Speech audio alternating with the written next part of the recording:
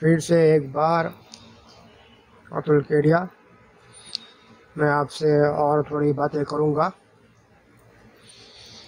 मेरा पहला वीडियो जो मैंने सनातन में डाला था वो आज सुबह मैंने दोबारा उसको सुना और उसमें मैं ये आइडिया को एनकरेज कर रहा हूँ कि अभी हमारा देश में जो हो रहा है उसमें हमारा सनातन धर्म में ही उसका प्रोटेक्शन है एक्चुअली। और उसमें मैंने ये भी बताया था कि मैं कोई पॉलिटिक्स की बात नहीं करूँगा और वैसी कुछ बातें मैंने बोली थी।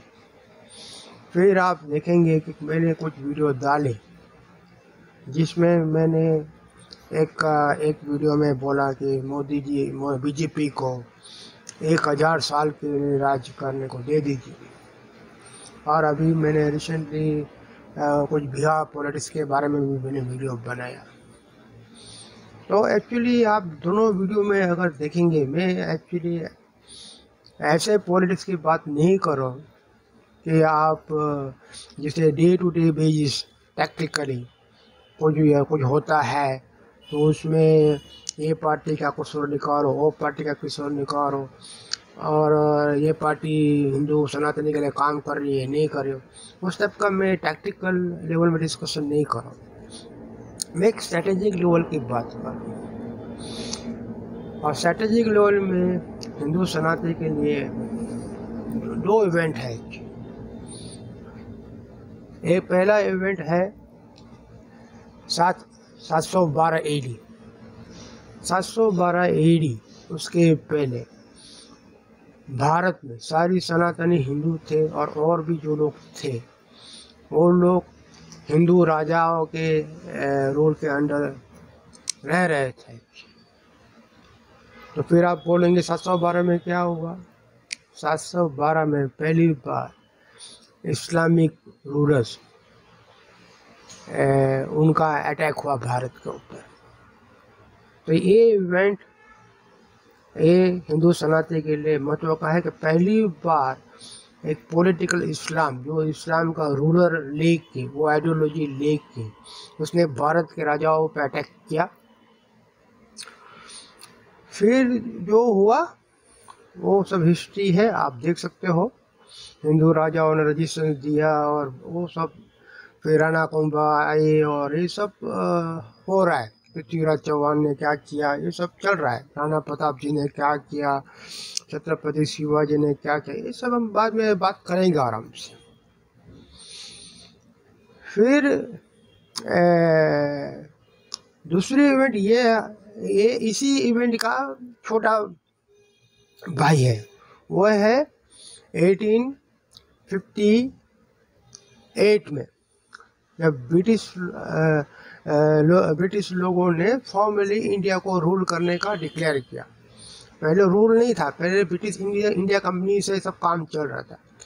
लेकिन जब 1857 में जो बलवा हुआ और वो बलवा सही मायने में सब उसमें थे, हिंदू मुस्लिम सब थे, लेकिन उसमें एक बेसिक अंडरस्टैंडिंग ये थी कि बहादुर जफर शाह अगर जीत गए तो बहादुर जफर शाह को भारत का रूलर डिक्लेयर करेंगे।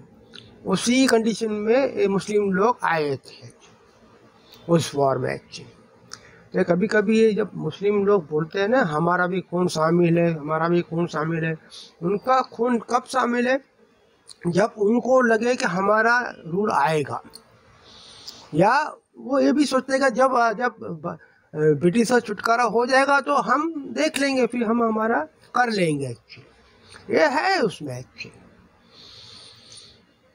मैं ये नहीं बोलूँ सारे ऐसे हैं, कुछ लोग हैं जो बिल्कुल अलग टाइप के हैं, लेकिन वो गिने चुने लोग हैं जिसमें वो जो पाकिस्तान में जो चले गए उसका नाम मैं भूल रहा हूँ एक्चुअली, जो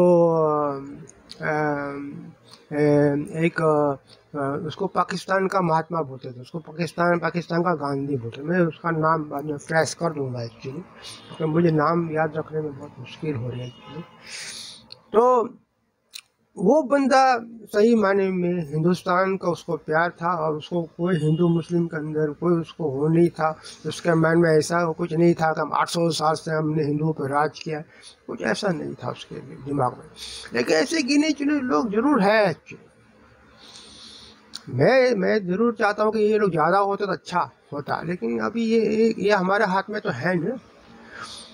तो अब ये जो इवेंट जो 712 का इवेंट का एक छोटा भाई ब्रिटिश लोग आए, और फिर 1947 में ट्रांसफ़र ऑफ पावर हुआ, जिसमें मैंने लास्ट टाइम बिहार पॉलिटिक्स के लगते हुए ये बताया कि ब्रिटिश लोगों ने भारत का पॉलिटिकल फ्यूचर इकोसिस्टम डिसाइड करके गए, वो मेक श्योर करके गए, जिसके तहत उनकी मनचाहती के पाकिस्तान बनना चाहिए, और पाकिस्तान बनते हुए भी भारत में जो बचे हुए मुस्लिम वो रहने चाहिए, उनको सेकुलर सिस्टम मिलना चाहिए, उनको प्रोटेक्शन मिलना चाहिए, ताकि वो लोग भी एक फ्यूचर में, वो लोग को तो मालूम था ना भैया, ये ब्रिटिश लोग बहुत होशियार लोग हैं एक्चुअली।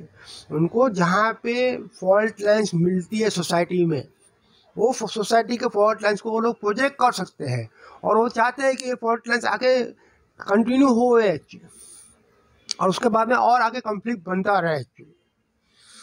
तो उन्होंने पहले इंश्योर किया कि पाकिस्तान बनना ही चाहिए एक्चुअली।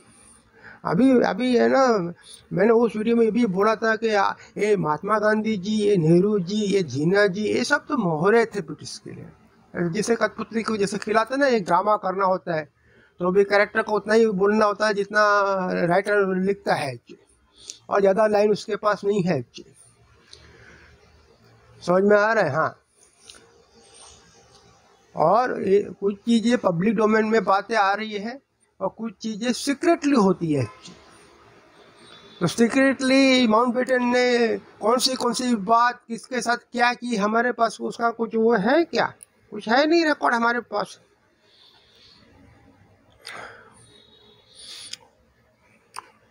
तो उसके बाद और 47 में ये जो इकोसिस्टम बन गया, पॉलिटिकल इकोसिस्टम बन गया, उसी के थ्रू पॉलिटिक्स चल रहा है। तो उसमें फिर फ्री इंडिया में पाकिस्तान तो चला गया, उनकी पाकिस्तान का जो पाकिस्तान ले लिया। पहले पाकिस्तान वेस्ट पाकिस्तान, ईस्ट पाकिस्तान था। फिर 71 में वही दोनों एक ही धर्म के लोग थे, लेकिन वो साथ में नहीं रह सके, क्योंकि नेशन होता है ना, इसको हम राष्ट्र बोलते हैं, उसका कोई और प्रिंसिपल होता है। रिलीजन खाली रिलीजन नहीं बनता है, तो और दूसरे प्रिंसिपल्स ये लोग समझ नहीं पाए, और ये लोग समझ नहीं पाए, इसी वजह से वो अलग भी हुए एक्चुअली। तो अलग होने के बावजूद 71 में बांग्लादेश बन गया, पाकिस्तान बन गया। तो अभी तो इनकी तो अभी भी राष्ट्र की तो अभी जो जहाँ भी है पाकिस्तान का अभी भी चल रहा है। अभी भी वो राष्ट्र की भाषा नहीं समझ रहे, अभी वो पाकिस्तान में भी सब फॉल्ट लाइन तो चल रही है एक्चुअली। और सारे लोग एक्चुअली है ना, मैं थोड़ा ये बातें करते करते दूसरी भी टिप्पणियाँ बीच में डाल दूंगा एक्चुअली। तो सारे लोग ये भी समझ लो कि ये जो समझो पहले कोई ऐसी बात हुई कि हंसते हंसते लिया है पाकिस्तान, और नहीं लड़ के लिए है पाकिस्तान, और हंसते हंसते लेंगे हिंदुस्तान, ऐसा कुछ है। अभी तो भी है, मुझे याद नहीं है एक्चुअली। तो पहली बात तो ये समझो कि ये जो पाकिस्तान जो है ना, अभी तो कोई उसमें गिनती में है ही नहीं एक्चुअली। हाँ, वो जरूर उसको जब भी मिस्चिफ करती है, जब कश्मीर में उनको मिस्चिफ करनी थी, तो उन्होंने जब 1990 में चुने हुए लोगों को, उनके जो उनके पाले हुए टेररिस्ट को बोला इनको मारो, ये वो लोग कहते हैं, ये है, ठीक है। और अभी भी चल रहा है, अभी भी समझो 370 तो निकल गया है अभी कश्मीर से, फिर भी चल रहा है ना। जो भी कश्मीरी वहाँ जो है उनकी टारगेटेड करेंगे, अभी भी हो रही है ना, तो वो तो चलता रहेगा एक्चुअली। लेकिन मैं एक बात बोलता हूँ, अभी ये जो PFI का डॉक्यूमेंट जो आया था, जिसमें वो लोग बोल रहे हैं कि 1947 में उनको इस्लामिक राज्य बनाना है, तो उसमें कुछ उन्होंने बाहर के देशों का सपोर्ट की बात की थी। उसमें आपने देखा पाकिस्तान नहीं आ रहा है, उसमें टर्की आ रहा है। क्यों टर्की आ रहा है? क्योंकि ये जो भारत के जो मुसलमान हैं वो जानते हैं कि अगर पाकिस्तान को इन्वॉल्व किया तो वो हमारे बाप बन जाएंगे, वो हमें कुछ करने नहीं देंगे। तो पहले तो वहीं वहीं डिसीजन हो गया एक्चुअली। तो आप वो जो बात तो रही नहीं अभी हंस के लिंग हिंदुस्तान। अभी जो जो यहाँ पे जो भारत के मुस्लिम जो भी मतलब PFA का डॉक्यूमेंट आया ना पार, मैं ये नहीं बोलूँगा सारे मुस्लिम बोल रहे कि हमको भारत को इस्लामी बनाना है 2047 में, लेकिन जो PFA डॉक्यूमेंट बना है कुछ लोग तो बात सोच रहे हैं ना एक्चुअली। तो अभी ऐसा तो कोई नहीं बोल सकता कि अभी किसी ने बात सोची ही नहीं है। अगर किसी ने बातें सोची नहीं थी डॉक्यूमेंट कहाँ से आया? तो अभी तक या फिर PFA ने कोई स्टेटमेंट दिया है कि ये डॉक्यूमेंट फेक है, हमारा डॉक्यूमेंट नहीं है? कहीं आपने कोई प्रेस रिलीज देखा PFA का? तो नहीं देखा। तो किसी ने तो सोचा ना एक्चुअली, और वो सोच में अब पाकिस्तान नहीं है, अब टर्की है एक्चुअली। ठीक है, तो अब वापस मैं आता हूँ इस बात पे कि ये जो पॉलिटिकल इकोसिस्टम ब्रिटिश ने डिसाइड करके चला गया, फिर उनको तो एक सोसाइटी की फॉल्ट लाइन आप जब जानते हो ना, ये बहुत इजी है कि 70 साल 80 साल 100 साल बाद में क्या होगा, इतना डिफिकल्ट नहीं है। ब्रिटिश में ऐसे पॉलिटिकल साइंस सोशल क्या बोलते हैं सोशल साइंस के एक्सपर्ट है एक्चुअली। तो इसमें कोई बड़ा रॉकेट साइंस नहीं है एक्चुअली। और कुछ फॉल्ट लाइन रिपेयर नहीं होती है एक्चुअली। जैसे वो ईस्ट जर्मनी वेस्ट जर्मनी वो कम्युनिस्ट आइडियोलॉजी पे हुआ था, वो बाद में निकल गया ना 1990 में या शायद 1991 में वो जर्मनी यूनाइट हो गया। तो वो फॉल्ट लाइन रिपेयर हो गई, लेकिन ये फॉल्ट लाइन रिपेयर नहीं हो सकती, उनको मालूम है एक्चुअली। तो अब आगे क्या हुआ, वो 47 के इवेंट हो गई, उसमें पॉलिटिकल इकोसिस्टम आ गया कि भाई ऐसा ऐसा चलेगा, ये लोग सब सेकुलर के नाम पे चलेंगे और मुस्लिम लोग का दबदबा रहेगा और होते रहेगा। फिर आता है 2014, ये इवेंट है अभी। तो मैं अभी क्या बोल रहा हूँ, ये जो पहली इवेंट 712 उसका एक छोटा सब इवेंट ब्रिटिश रूल है 1857, उसका दूसरा सब इवेंट छोटा इवेंट 1947 है। तो इवेंट 1 712, उसको अगर ए बोलो तो 712, उसका बी बोलो 1857 ब्रिटिश रूल, और इसका सी बोलो 1947 transfer of power and political ecosystem decided by British through Nehru ji, Mahatma Gandhi ji and Jinnah ji, making sure Pakistan happens and all Muslims stay back in secular India and they get their share of protection and all that.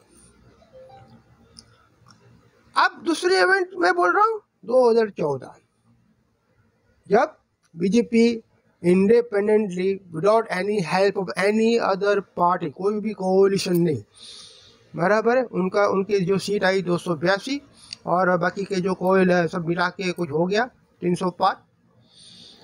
और फिर 2019 में दोबारा 303 seat BJP और उनके collision सब मिला के 333 34 35 कुछ होगा दोबारा आ गए।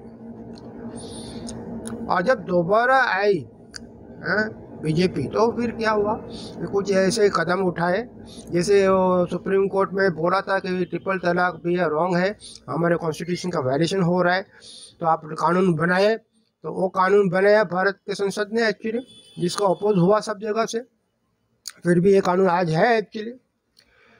और फिर 370 का डाइल्यूशन और हो गया, डाइल्यूशन मतलब वो निकल तो नहीं गया है, उसको अभी इतना डाइल्यूट कर दिया कि अभी भारत का कॉन्स्टिट्यूशन वहाँ चल रहा है एक्चुअली, लेकिन 370 अभी भी है एक्चुअली। और अभी 370 को कई लोग बोल रहे हैं कि वहाँ पे वापस वो रमीशल लेके आए तो फिर डाइल्यूट हो गया। भाई ये जो बातें है ना, ये मैं इसको है ना ज़्यादा उसको वजूद नहीं देता हूँ।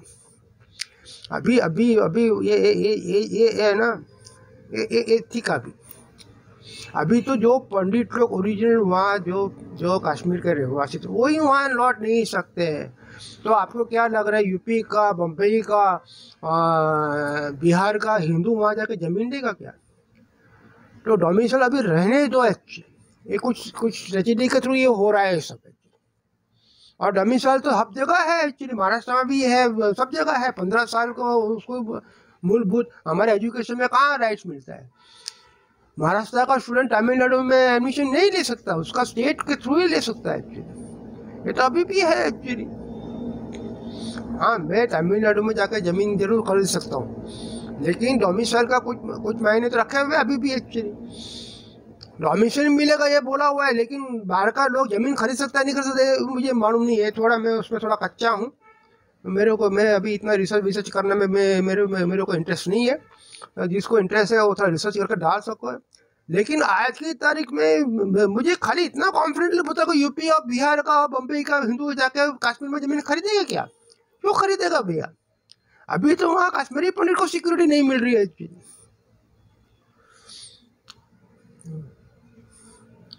और यही बात मैंने इनको भी बोला था कि 32 ये आप क्यों इतने, मेरे को कुछ कश्मीर के कुछ दुकान है हर जगह इंडिया में, तो मैं उनकी दुकान में घुस गया। मैं बोला 32 ए के आपको क्या है, कश्मीरी ज़मीन खरीदे उसमें क्या, दूसरा कोई भारत का हिंदू आके ज़मीन खरीदने वाला भी नहीं है एक्चुअली। आपका सिक्योरिटी सिचुएशन इतनी ख़राब है कश्मीर की एक्चुअली। तो वो बोल रहा है ये सब पॉलिटिक्स है, मैं नहीं जानता, ऐसा सब बोल रहा है एक्चुअली। तो मेरा ये कहना है कि ये जो 2019 में ये हो गया, फिर ये जो सीए हुआ, और सीए के बाद में ये जो पूरा जो 1947 के बाद में जो पॉलिटिकल इकोसिस्टम क्रिएट हुआ था, वो एकदम फियर्स मोड में आ गया। और जो भी उन्होंने आर्गुमेंट किया कि भी ये पहली बार भारत में कानून बना, वहाँ पे एक रिलीजन का यूज़ किया है। एक्चुअली वो आर्गुमेंट बहुत क्लियर कट है। ये जो भी देश से लोग आ सकते हैं, जो प्रसारित लोग आ सकते हैं, वो मुस्लिम हो ही नहीं सकते। और मुस्लिम को प्रसारित अगर किया जाता है किसी बहाने से, तो दूसरे कानून बहुत सारे हैं जिसमें भारत में मुस्लिम लोग भी सिटीजनशिप ले सकते हैं। उसी में वो अदनान सामी को दिया ना सिटीजनशिप, ऐसा तो है ही नहीं। अभी कुछ अफगानी लोग भी आए हैं ना इंडिया में, रह रहे हैं ना। तो ये लेकिन ये हंगामा करना था, इनको अपनी ताकत दिखाने, और उन्होंने अपनी ताकत बहुत सही अंदाज में दिखा दी अच्छी। और फिर मोदी जी को भी पब्लिक रैली में बोलना पड़ा कि एनआरसी का कोई ड्राफ्ट नहीं है, कोई बात नहीं है। वो थोड़ा हुआ एक्चुअली। वो क्यों हुआ? क्योंकि ये है, इसको बोलते हैं संभालना। ये अमित शाह मोदी साहब ने संभाल लिया कि भाई चलो अभी ये बहुत ही ऐसा हो रहा है, तो थोड़ा रुक जाते हैं, सोचते हैं आराम से, वो जल्दी नहीं है अच्छी। और मैं उसमें ही मानता हूँ, मैं अमित शाह और मोदी जी को मैं उसकी स्ट्रेटेजी मानता हूँ। जल्दी क्या है भैया, क्या जल्दी है? मैं तो देखो 712 से मैं वेट कर रहा हूँ। 712 में जो हुआ तब से तो चल रहा है ना, तो कितने साल निकल गए। हाँ, तो और थोड़ा रुकने में क्या तकलीफ है एक्चुअली। तो अब एक्चुअली मैं अभी ये वीडियो क्यों बना रहा हूँ, क्योंकि मैं ये बताना चाहता हूँ कि मेरे जो पॉलिटिकल जो बातें हैं ना, वो टैक्टिकल लेवल में नहीं है, वो स्ट्रेटेजिक लेवल में। मैं कुछ बोलूँगा तो स्ट्रेटेजिक लेवल में अगर कुछ पॉइंट मुझे बनाने तो मैं बनाऊँगा एक्चुअली। और अगर समझो मुझे जिस दिन ये भी लगा कि बीजेपी अभी स्ट्रेटेजिकली भी हिंदू सनातन के इंटरेस्ट को टेक केयर नहीं कर सकती है, तो और वो टाइम मैं होराइजन में बहुत मानता हूँ। होराइजन में आज कौन है? आज की तारीख में होराइजन में बीजेपी ही एक ऐसी पार्टी है जो प्रो सनातन हिंदू के लिए कुछ करती है या करती हुई दिखती है एक्चुअली। और अब लेटली थोड़ा बैकफुट हो रहा है, एक्चुअली बैकफुट भी नहीं है। मैं अभी एक दूसरी बात बोलता हूँ, देखो आप लोग है ना, मेरी बातें जरा ध्यान से सुनिए, क्योंकि मैं एक टीचर हूँ, मैं एक प्रोफेसर हूँ एक्चुअली। मैं ना थोड़ा क्वालिफाइड, मैं अपने आप को थोड़ा क्वालिफाइड समझता हूँ। कुछ बातें लॉजिकली सोच के लिए, उसका एक दूसरा पर्सपेक्टिव सोच के रखने के लिए मैं उतना तो क्वालिफाइड जरूर हूँ एक्चुअली। 13 साल मैंने पढ़ाया है, 10,000 स्टूडेंट्स को पढ़ाया है, 9 स्टेट के इंडिया में मैं घूमा हूँ, 15 सिटी ऑफ इंडिया में घूमा हूँ। और जहाँ लोकल लोग कैसे होते हैं, उनको ओरिजिनल उनका स्वभाव, उनका रहना करना, उनकी सिक्योरिटी एस्पेक्ट्स, उनके प्रॉब्लम्स, ये मैंने समझे हैं। समझ में आया है? तो मेरा ये कहने का मतलब है कि कुछ बातें मैं कर सकता हूँ। तो जो सावरकर साहब की जो मैंने अभी पिछले वीडियो में मैंने मेरे ख्याल से बिहार पॉलिटिक्स में मैंने सावरकर जी की बात बोली थी। तो सावरकर जी ने क्या बोला था कि जो मुस्लिम लोग हैं भारत के, वो उम्मा को नेशन मानते हैं, फिर बाद में भारत को सेकंड उसमें नेशन आता है। और हिंदू लोग ये भारत को भारत माता बोलते हैं और पुण्य भूमि भी मानते हैं, पितृभूमि भी मानते हैं, और उस हिसाब से वो भारत के उसमें वो उस हिसाब से वो चलते हैं। तो वो हिसाब से उन्होंने ये बोला था साइकोलॉजिकली भारत में दो नेशन है ऑलरेडी, लेकिन उन्होंने ये कभी नहीं बोला था कि इस बेसिस पे भारत का विभाजन होना चाहिए, पाकिस्तान बनना चाहिए, ये कभी उन्होंने नहीं बोला है। अगर कोई भी ये विक्रम संपत या जो भी किताब लिख रहा है सावरकर जी के, वो मेरे को एक स्टेटमेंट कहीं बताते, कहीं मैंने तो ऑटोबायोग्राफी सावरकर जी की नहीं पढ़ी है, लेकिन यहाँ भी मैंने पढ़ा है, मेरे को कॉन्फिडेंस है कि ये बात सही है एक्चुअली। लेकिन सावरकर जी ये जानते थे, ये जो अभी मैं आपको अभी थोड़ा और ओपन करूँगा एक्चुअली। मैं अभी एक बात बोलता हूँ कि ये जो 1957 में जो रिवॉल्यूशन हुआ, वहाँ पे तो समझो ये सब साथ में हो गया, लेकिन उसमें कंडीशन क्या थी कि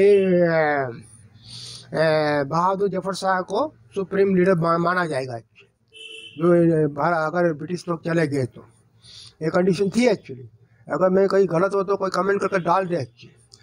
फिर जो हो रहा है अभी बाद में जो हो रहा है, फिर मेरे ख्याल से 1888 में वो कुछ कोई ह्यूम करके कोई है, कोई करेक्टर ब्रिटिश, उसने कांग्रेस की स्थापना की एक्चुअली। अभी उसका फर्स्ट नेम मैं भूल रहा हूँ, मैं उसको वो कर दूंगा। तो फिर उसके थ्रू बाद में ये सब चल रहा था, तिलक जी थे, फिर बाद में महात्मा गांधी जी आए। जिन्ना तो पहले तो जिन्ना जी देखो बहुत सेक्युलर थे एक्चुअली, बहुत सेक्युलर थे। आप देखो उनकी पॉलिटिक्स, ये तो जिन्ना जी की पॉलिटिक्स चेंज हुई बहुत बाद में, 34 के बाद में एक्चुअली। तो ये जो चल रहा था उसमें जब सावरकर जी ने देखा, और सावरकर जी को जो खाना पानी हुई, अभी सोचे ब्रिटिश लोग क्या पागल थे क्या? उन्होंने जो सावरकर जी का जो उनका मिजाज देखा, उनके जो ट्रेवर देखे, हाँ, वो आप सोचो वो बोट से कूद गए और स्विम करते हुए फ्रांस पहुंच गए थे, हाँ, बहुत बहादुर थे वीर सावरकर जी।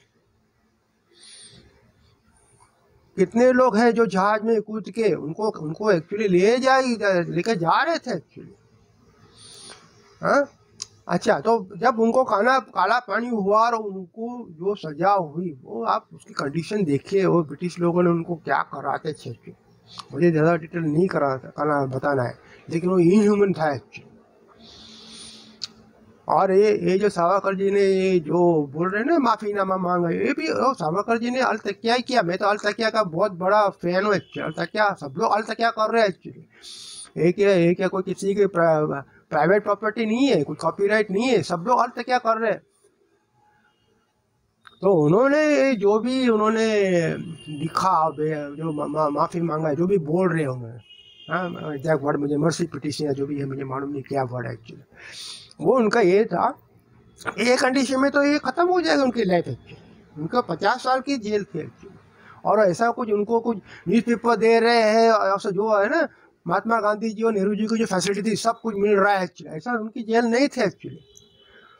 तो वो समझ गए कि मैं अभी बाहर आके क्या कर सकता हूँ। उनको ध्यान में आ गया था कि ये जो मुस्लिम लोग वो दूसरे उम्मा को नेशन मान रहे हैं, और हिंदू लोग ऐसे हैं, और अभी ये सारे हिंदू लोग ये महात्मा गांधी और ऐसे लीडरशिप में फंस गए एक्चुअली। और उनको प्रोजेक्शन था आगे क्या हो सकता है एक्चुअली, तो इसलिए वो बाहर आके कुछ और करना चाहते थे।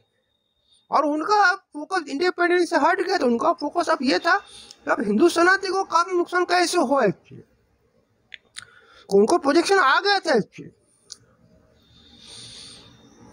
समझ में आ रहा है?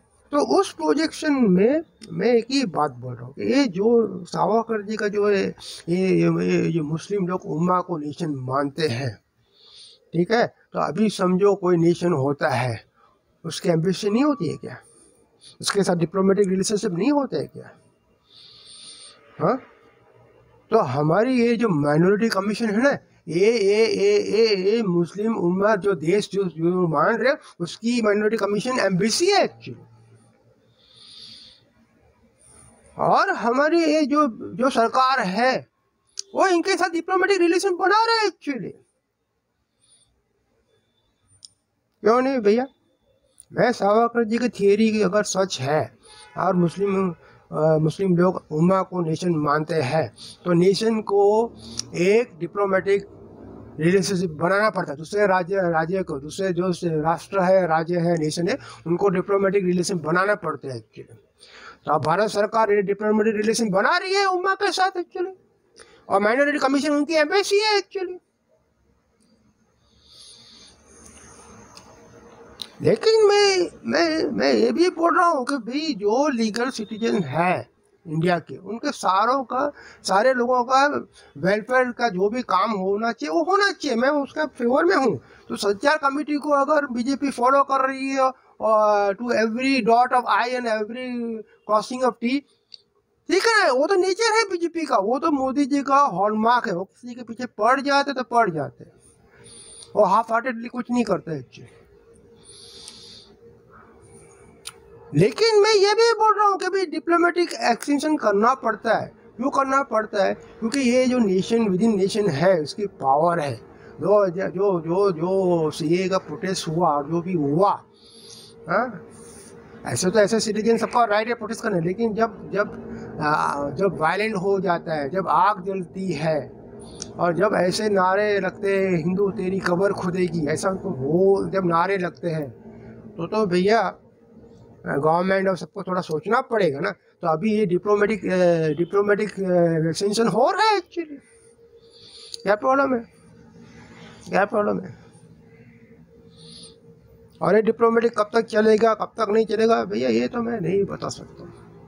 क्योंकि देखो, एक सीधी बात है, सनातनी हिंदू आज completely dependent on state for security and other things. अगर 110 करोड़ भारत के सनातनी हिंदू ये बोल रहे कि हम लोग भारत का कॉन्स्टिट्यूशन यहाँ पे फॉलो करवाएंगे, कुछ भी करके, हमारे को कॉन्फिडेंस है कोई लॉ एंड ऑर्डर तोड़ नहीं सकता, कुछ भी नहीं हो सकता, तो जरूरत नहीं पड़ेगी ना स्टेट की और इसकी। लेकिन 110 करोड़ हिंदू, सनातन हिंदू आज की तारीख में इंडियन कॉन्स्टिट्यूशन को अपने घर के दरवाजा पे फॉलो करवाने के ताकत में नहीं है उनकी। किसी भी हिंदू सनातनी को कोई भी चाहे, कोई उदयपुर में कन्हैया लाल को कोई भी जगह गला काट सकता है, उमेश सिंह को कोई भी जाकर मार सकता है, और बाकी 6 मौतें हुई, मुझे सबके नाम भी याद नहीं है। अभी सतीश पवार का 15 लोगों ने तलवार लेके अटैक कर दिया ना, उसका मतलब क्या हुआ कि सतीश पवार की ताकत नहीं है कि भारत का कॉन्स्टिट्यूशन उसके एरिया में वो फॉलो करवा सकते हैं। वो स्टेट पे डिपेंड करता है, और स्टेट क्या कर रही है, स्टेट जो कर रही है एक्चुअली। अभी कौन जवाब दे रहा है कि भाई ये 15 जो मुस्लिम यूथ के पास तलवार कहाँ से, कोई जवाब दे रहेगा क्या? कोई महाराष्ट्र को होम मिनिस्टर दे रहे हैं कि कोई चीफ जस्टिस ऑफ इंडिया कुछ संज्ञान लेके कुछ इंक्वायरी कर रहे हैं क्या? हो रहा है कुछ? ये arms act, Indian arms act जो भी हुआ कौन सा ईयर में ये निकला है मुझे मालूम नहीं, जब भी ब्रिटिश लोगों ने जो आर्म्स एक्ट डाला है उसका तो उल्लंघन हुआ ना, कि साफ तलवार अलाउड नहीं है एक्चुअली रखना। तो इनके पास 15 लोगों के पास तलवार कहाँ से आ गई? वो उदयपुर वाले का उसने तो कुछ वेपन कहीं बनवाया, वो वर्कशॉप का बाद में इंक्वायरी हो गया एक्चुअली। लेकिन ये 15 लोगों के पास कहाँ है, उसकी इंक्वायरी कहाँ है एक्चुअली? कोई रिपोर्ट है एक्चुअली?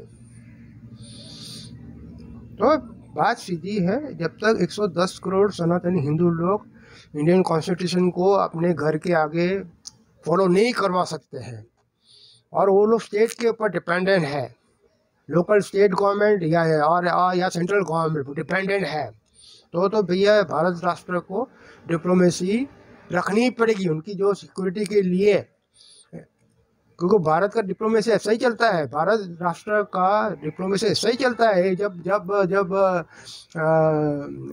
यहाँ पे भले सही या गलत, जब जब नुपुर शर्मा का जो केस हो गया, उसमें जब कतार और कुवैत और कुछ देश ने ऐसा ही लगा दिया कि बॉयकॉट इंडियन गुड्स, और थोड़ा वो भी धमकी दी कि हम इंडियन लोग को यहाँ से निकाल देंगे। लेकिन वो इंडियन लोग में फिर तो मुस्लिम लोग भी है ना एक्चुअली। अभी वो लोग ये करते हैं कि खाली हिंदू को निकालेंगे या मुस्लिम को नहीं निकालेंगे, ये तो बाद में वो तो उनका डिप्लोमेटिक लुकआउट है, हमारा तो लुकआउट है ही नहीं एक्चुअली। लेकिन भारत सरकार ने बोला ना ठीक है भैया, वो डिप्लोमेट के थ्रू करवाया। मैं तो उसको भी और तक क्या बोल रहा हूँ, ये डिप्लोमेटिक एक्सटेंशन है, diplomatic extension extended because of the ये है एक्चुअली। कोई भी राष्ट्र नेशन उनकी जो सिटीजन की पूरे वर्ल्ड में कहीं भी सेफ्टी हो, ऐसे डिप्लोमेसी चलाती है एक्चुअली। तो भारत राष्ट्र का डिप्लोमेसी बाहर के देशों में भी चलती है और भारत के अंदर नेशन विद इन नेशन, ये जो 20 करोड़ जो मुस्लिम है उनको लिए भी डिप्लोमेटिक है एक्चुअली, और उनकी एम्बेसी है माइनॉरिटी कमीशन एक्चुअली।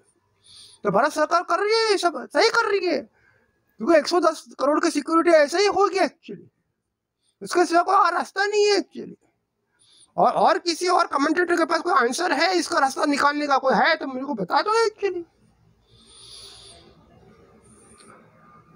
और कोई अगर रास्ता है तो बता दो एक्चुअली, और नहीं है तो मैं तो ये बोल रहा हूँ, सावरकर जी ने जब बोला ये नेशन विद इन नेशन है, तो उसको डिप्लोमेसी एक्शन क्यों नहीं करनी चाहिए। और डिप्लोमेसी एक्शन करने का एम्बेसी चाहिए, तो एम्बेसी अभी फिलहाल तो माइनॉरिटी कमीशन एम्बेसी है एक्चुअली, सब हो रहा है उनके थ्रू, और सच्चा कमेटी भी फॉलो हो रहा है, और बाकी जो भी हो रहा है, हाँ, उनको IAS में ट्रेनिंग करने के लिए क्लासेस के पैसे दे रहे हैं, और गवर्नमेंट में इंडक्ट करने की भी बातें हो रही है। और जो भी सनातनी हिंदू घबरा क्यों रहे, क्योंकि वो कॉन्फिडेंट नहीं है एक्चुअली। अगर समझो हिंदू सनातनी 110 करोड़ स्ट्रॉन्ग हो जाए, कि कुछ भी हो जाए, कहीं भी कुछ भी हो जाए, हम ये इंडियन कॉन्स्टिट्यूशन को हमारा घर के पास फॉलो करवा सकते हैं एक्चुअली, स्टेट के हेल्प के बिना एक्चुअली। मैं लॉ एंड ऑर्डर तोड़ने की बात नहीं कर रहा, हम इंडियन कॉन्स्टिट्यूशन को हमारे घर के दरवाजे के पास फॉलो करवा सकते हैं हमारी खुद की ताकत पर। कोई लॉ एंड ऑर्डर तोड़ने की बात नहीं है इसमें, जरा बात को समझो, टेक्निकल बात एक्चुअली। एक तो जवाबदारी है स्टेट की, स्टेट गवर्नमेंट के होम मिनिस्टर, स्टेट गवर्नमेंट के चीफ मिनिस्टर, स्टेट गवर्नमेंट की पुलिस की जवाबदारी है कि कोई भी भारत का किसी घर के पास इंडियन कॉन्स्टिट्यूशन फॉलो हुए एक्चुअली। लेकिन जब कोई लॉ तोड़ना चाहता है तो कोई भी स्टेट गवर्नमेंट, कोई भी पुलिस कमिश्नर, कोई भी होम मिनिस्टर कॉन्फिडेंटली नहीं बोलता है कि ये नहीं ब्रेक होगा एक्चुअली। लॉ ब्रेक होने के बाद की कार्रवाई करवाएंगे। अच्छा, बाद की कार्रवाई करवाएंगे तो फिर वो कार्रवाई ऐसी होनी चाहिए ताकि बाद में वो आगे ये लॉ ना टूटे, लेकिन ऐसा तो होते हुए दिख नहीं रहा है एक्चुअली। अगर ऐसा होता तो ये 6-7 हत्या नहीं होती, और बाकी लोग तो कितने मर गए वो तो मैं नाम भी नहीं ले रहा हूँ, कितनी मौतें होगी आप जरा देख लो एक्चुअली। उसका मतलब जो भी भारत की सरकार या स्टेट गवर्नमेंट, जो भी होम मिनिस्टर, चीफ मिनिस्टर, जो भी legal system, even legal system, judiciary भी है। मुझे कभी बताओ कि कोई सुप्रीम कोर्ट का जज वरीड, अभी जितने केस पेंडिंग है वो छोड़ो, अगर जितने केस में जो आ गया है रूलिंग, लॉ एंड ऑर्डर का जो भी रूलिंग आ गया, फिर भी लोग डर नहीं रहे, कभी कोई सुप्रीम कोर्ट के जज या कोई भी जुडिशियल सिस्टम में संज्ञान ले रहे हैं कि भाई ऐसा क्यों हो रहा है एक्चुअली, कोई लॉ मिनिस्टर कोई इंटरेक्शन हो रहा है क्या एक्चुअली। मैं तो सिर्फ इतना इंटरेक्शन दे रहा हूँ कि कॉलेजियम के थ्रू जजेस का नाम दे रहे, कभी हमारे लॉ मिनिस्टर अप्रूव करती है, कभी नहीं करती, कभी उस पर बैठ जाती है, फाइल पेंडिंग रहती है, यही चल रहा है एक्चुअली। और दूसरा कुछ पब्लिक डोमेन में है क्या कि प्रोएक्टिवली सुप्रीम कोर्ट और बाकी की जुडिशरी ये सोच रही कि भैया लॉ एंड ऑर्डर का फेयर किसी को क्यों नहीं है एक्चुअली। क्यों कोई भी आदमी 15 लोग जमा होकर तलवार लेकर किसी को भी मार सकते हैं, ऐसा कैसा हो सकता है एक्चुअली। तो इसमें एक तो मार सकते हैं, इसमें दूसरा 15 लोग को तलवार मिल सकती है, आर्म्स एक्ट का तोड़ना, और मार सकते हैं, नकी किया, किसने भी नकी किया जाके मार सकते हैं एक्चुअली। और बाद में समझो पकड़े गए तो अभी तक ये तलवार किसके पास मिली, इनको क्या सजा होगी, क्या वो तो बंद, अगर इतना उसमें फियर रहता तो आगे नहीं होना चाहिए था एक्चुअली। उसका मतलब हाईली मोटिवेटेड लोग हैं यहाँ पे, और इसी हाईली मोटिवेटेड लोग हैं, और कोई मशीनरी काम नहीं कर रही है, तो ये डिप्लोमेसी चालू है एक्चुअली। 20 करोड़ लोगों के लिए भारत सरकार डिप्लोमेसी कर रही है, और माइनॉरिटी कमीशन उसका एम्बेसी है एक्चुअली। और क्या कर सकते हैं एक्चुअली, क्योंकि सेफ्टी तो चाहिए ना, सेफ्टी तो भैया चाहिए।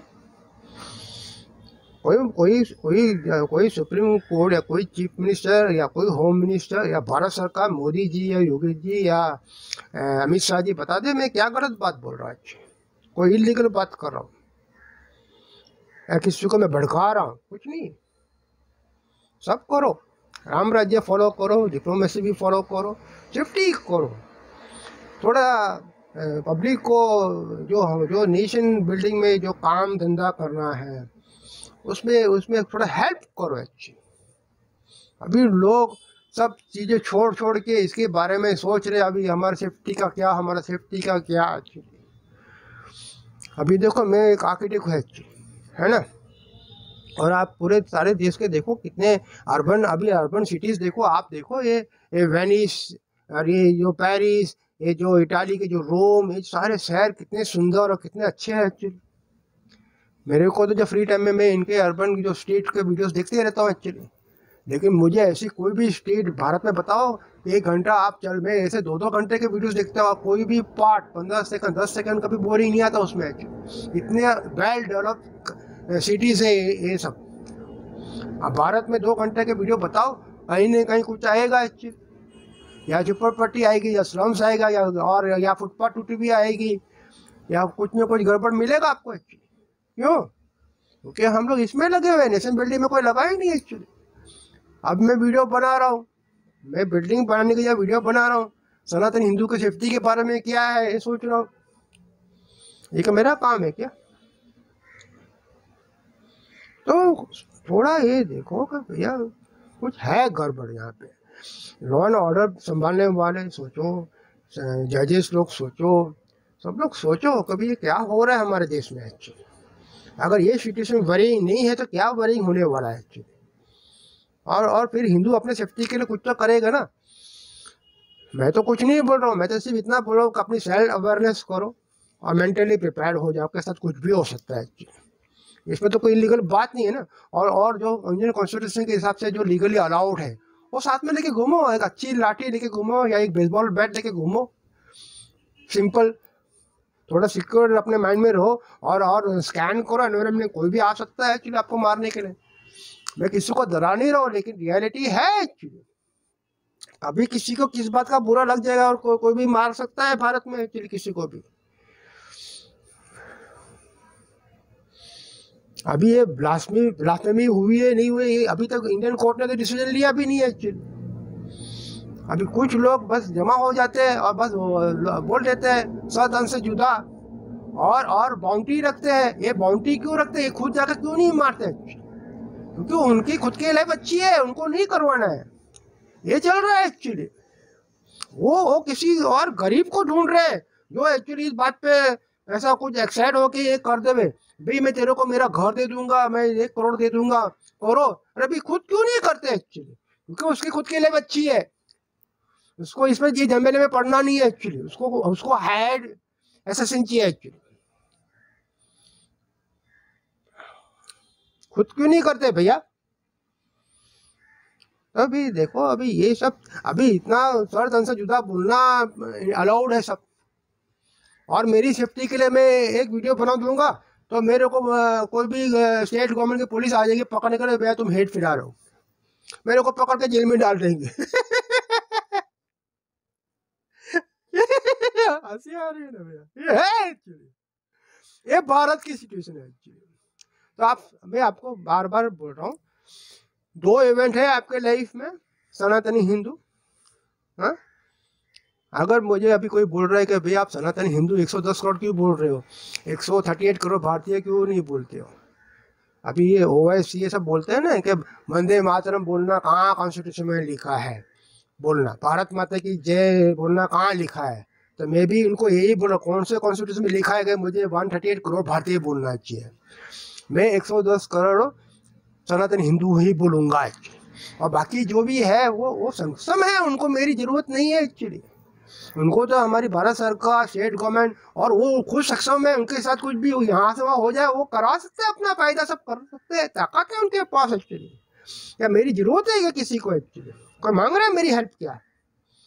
तो वैसे जी बुरा मत मानिए, कॉन्स्टिट्यूशन में ये नहीं लिखा ना भारत माता की जय बोलना है, वंदे मातरम बोलना लिखा नहीं है ना। तो ये भी नहीं लिखा कि मुझे 138 करोड़ भारतीय बोलना चाहिए। मैं बोलूँगा मेरे 110 करोड़ सनातनी हिंदू भाइयों और बहनों। ठीक है, बात समझ में आ गई? तो मैं क्या बोल रहा था, मैं ये बोल रहा था कि जो जो अभी जो सिचुएशन को आप समझो, सेल्फ अवेयरनेस करो एक्चुअली। अभी देखो, अभी मैं एक्चुअली कुछ एक वीडियो में अभी देखा, हाँ मुझे अभी मालूम नहीं किसका है, शायद डू पॉलिटिक्स का ही है। वो कहीं पे भिंड में एक इवेंट हो गई है, उसमें कोई अपनी हिंदू लेडी है, उसका एक छोटा बेटी भी है एक्चुअली। उसको किसी मुस्लिम के साथ कुछ लव हो गया, और उस मुस्लिम लड़के ने, उसका भी नाम मैं भूल रहा हूँ थोड़ा, मुझे याद नहीं है। तो वो मुस्लिम लड़के ने उसके पास से 35 to 25 लाख to 40 लाख ऐसा कुछ उससे लोन लिया है एक्चुअली। और वो एक्चुअली डिवोर्सी है। तो वो भिंड में आ गई थी, ये भिंड एमपी में है एक्चुअली। और ये लड़का उसका नेबर है, और उसने एक्चुअली कोई हिंदू नाम यूज़ नहीं किया। ये अपनी जो ये जो सनातनी बहन है, इसको मालूम ही ये मुस्लिम है, लेकिन उसने क्या बोला कि भाई मैं पैसे तुम्हारे इन्वेस्ट करके पैसे आएंगे, मैं तुम्हें बिजनेस करूँगा, मैं तुम्हारी सिक्योरिटी करूँगा, ऐसा करके। अभी उसने शादी किए नहीं किए, उसका एक वोटिंग कार्ड मिला है जिसमें ये लड़की का नाम कोई मुस्लिम सलमा ऐसा लिख के मिला है उसमें। पुलिस उसमें छानबीन कर रही है एक्चुअली। तो अभी मैं क्या बोल रहा हूँ, देखो अभी अवेयरनेस रखो। अगर हमारे पास अवेयरनेस नहीं है, हमारी सनातनी हिंदू बहनें, अगर मैं मानता हूँ हमारे जो हिंदू भाई लोग हैं ना, थोड़ा डिफ़िकल्ट लोग है हैंडल करना, क्योंकि उनका मोटिव सही नहीं होता, गलत नहीं होता एक्चुअली। तो वो तो अपना नेचुरल में जाएंगे। अगर किसी को गलत इंटेंशन से आपको वो करना है, वो तो मीठी मीठी बातें करेगा ना एक्चुअली, उसका क्या जाता है एक्चुअली। मैं कुछ आपको बात बताता हूँ, मेरी वाइफ कितने सालों से ट्रेन में आती जाती, मैं तो कभी उसको रेलवे स्टेशन ना लेने गया ना उसको छोड़ने गया एक्चुअली। और मैं एक ट्रेन से एक बार आ रहा था, और मेरे सामने एक लेडी थी, उसका पे सामान कुछ ज़्यादा था। मैंने बोला, वो अकेली लेडी थी, वो हिंदू लेडी थी एक्चुअली। तो मैंने बोला आपका सामान थोड़ा हेल्प करूँ उतर कर? नहीं मेरे हस्बैंड आ जाएंगे। मैंने आपका हस्बैंड रेलवे स्टेशन में आपको लेने आएंगे? हाँ लेने आएंगे। मैंने आपका हस्बैंड का नाम क्या है? तो उसने जो नाम बोला वो कोई मुस्लिम लड़का था एक्चुअली। अभी ये मैं नहीं बोल रहा हूँ कि ये इसमें हिंदू मुस्लिम देखना चाहिए, लेकिन ये जो है ना, कुछ ऐसा हो रहा है एक्चुअली। ये जो इंटर रिलीजन मैरिज हो रहे हैं ना, उसमें कुछ मुस्लिम लोग अच्छे हस्बैंड प्रूव हो रहे हैं एक्चुअली, नेसिटीज अच्छा फॉलो करते हैं। लेकिन हम लोग, हमारे हिंदू लोग का थोड़ा अलग टाइप का कल्चर है। मैंने तो सचमुच में, लेकिन मेरी वाइफ को इतना कंफर्ट है, वो अपना कुली, वो क्या करती, कुली को बोलती है सामान उतारो, कुली के थ्रू सब करती रहती है। वो तो 15 बैग लेके घूमती है एक्चुअली। मेरे ये जो 9 स्टेट में मैं घूमा, 15 सिटी में, ऐसा ही थोड़ी घूमा, कहीं बार वही सामान लेके यहाँ वहाँ घूम होती है, आती रहती है, पूरा ट्रक भर का सामान लेके आ जाती है वो। अब मैंने कुछ नहीं हेल्प किया होता है। तो थोड़ा चल रहा है ये सब हमारा। तो ये देखो, अभी मैं यही बोल रहा हूँ कि थोड़ा आप लोग अपनी अवेयरनेस, सेल्फ अवेयरनेस नहीं करेंगे, आप अपने मेंटल प्रिपेयर्डनेस नहीं करेंगे, और ये सब हो रहा है, आप उसके लिए खुद आप थोड़ा रिलैक्स हो जाएंगे, फिर तो कॉन्सिक्वेंसेस होगा एक्चुअली। अभी अभी वही वीडियो में ये बजरंग दल और जतगानी सेना वाले, अभी वो पुलिस का केस भी ठीक से नहीं हो रहा है, उधर भी चल रहा है, और पुलिस भी वो लड़के को पकड़ के कई बार हॉस्पिटल में लेके जाती है। अभी पैसे बना रहे हैं सब लोग, और ये लोगों ने कहीं प्रोटेस्ट किया तो पुलिस ने उनको पकड़ के उनके पे कोई धारा डाल के उन पे केस कर दिया। देखो ये हमारी भारत की पुलिस। भैया आप बहुत टिपिकल सिचुएशन में है।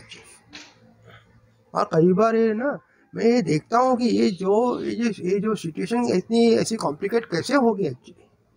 कई बार ये ना मैं तो एक्चुअली मैं तो रिलीजन पे डिस्कशन नहीं करना चाहता, लेकिन मैं कुछ वीडियो में जो कुछ लोग डिस्कस करते हैं ये सब जो मैं देखता हूँ सुनता हूँ, तो मुझे तो ये लग रहा है कि ये सब ऐसा कहाँ से आता है एक्चुअली।